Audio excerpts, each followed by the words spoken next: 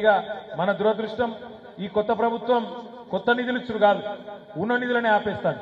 వీళ్ళు ఎంత పిచ్చోళ్ళు అంటే, సిరిసిల్ల ప్రజల మనసు గెలవాలంటే, వేములవాడ ప్రజల మనసు గెలవాలంటే కేసీఆర్ గారు ఇచ్చిన దానికంటే ఎక్కువ చేయాలి కదా.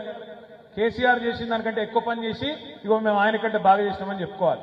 కానీ వీళ్ళు ఎట్లున్నారు, ఉన్న గీతను చెరిపేసే ప్రయత్నం చేస్తాను.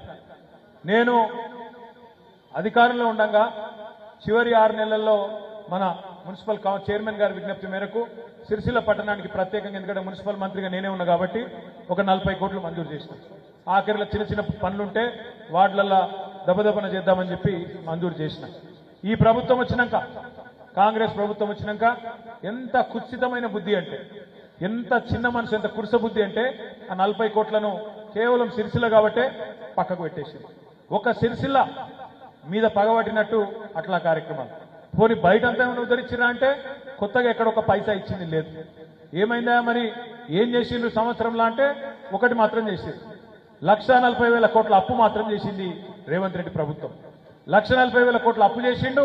పోనీ కొత్తగా ఒక ఇటుక పెట్టిండా, ఒక దగ్గర మోరి కట్టిండా, ఒక కొత్త నల్ల పెట్టిండా, ఒక కొత్త స్కీమ్ పెట్టిండా, ఒక ఆడబిడ్డకు తులం బంగారం ఇచ్చిండా, మన ఆడబిడ్డకు 2,500 రూపాయలు ఇచ్చిండా, ఒక్క రైతుకు 15,000 ఇచ్చిండా ఖాతాలంటే ఎవ్వలకు చేసిందేమి లేదు.